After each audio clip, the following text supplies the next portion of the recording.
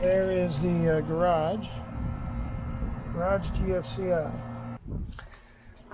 With the garage GFCI flipped on, from this wire here that I've put blue tape on, I will get, if I go from neutral to there, I got my 120 volts. These two lines are dead. So what that tells me is that those are the downwind of this receptacles, which I have still to confirm which ones those are. So quick recap. The original GFCI, which was this one, like all GFCIs, it would pop occasionally, but this was different. It came out, this was just popped, period. Could not reset it. Pulled it out, swapped it with a new one, and these are both 15 amperes, wire for wire. So I just did a straight dummy swap. I had not yet even understood what the GFCI was all about.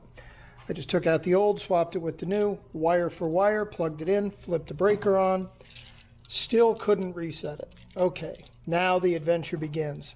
So then what I did today is I went out and got a new GFCI, a 20 amp, because many people on YouTube talked about the fact that a lot of times the 15s are bad out of the box. Why that would be, I have no idea. So I got a 20. Then I went and identified which were the two line wires. Took all the wires out. So there was only one. There was 3 black wires, 2 white wires, and a ground wire.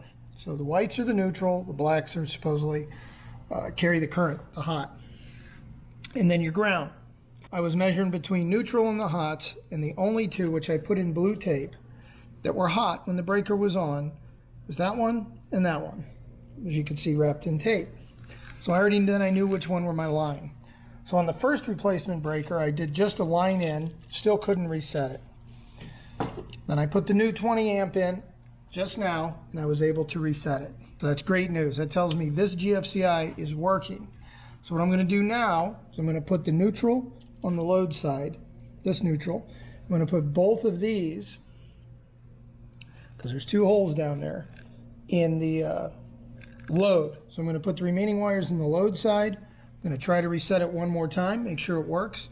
I'm going to carefully push everything back into place. It's a real rat's nest in there, as they would say. So with all the wires removed, the neutral and the hot that give you the voltage with the circuit breaker on is your line in, and then your ground. So you hook the lines in and the ground as a solo circuit.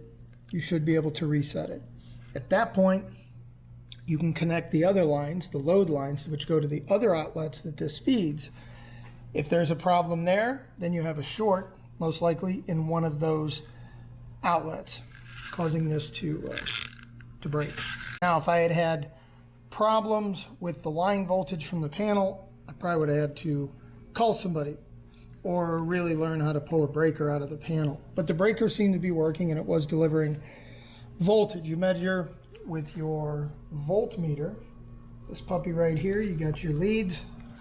I personally put the red lead on the neutral or white wire, and the black lead on the black wires, the power wire.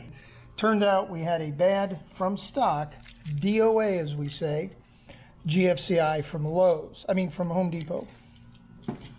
The original GFCI was doing the same thing, so it legitimately failed. The energizer coil that's inside here that allows it to reset must have gone bad for whatever reason.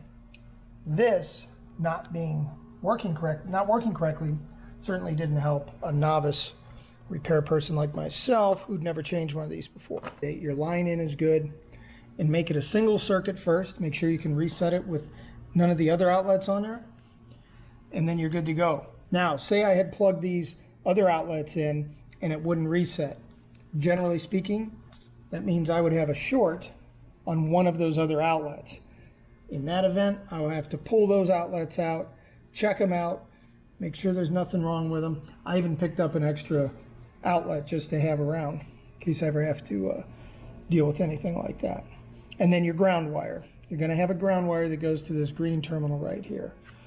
And these wires, in my case, are all very hard and stiff. So you have to kind of play with those to get them to work. And they slide down in these little sleeves, then you can tighten them down. So there you have it. GFCI 101. Everything's hooked up and working. The fan is blowing hot air, but it's blowing air. It's keeps it cool. Look at that. The lights are running.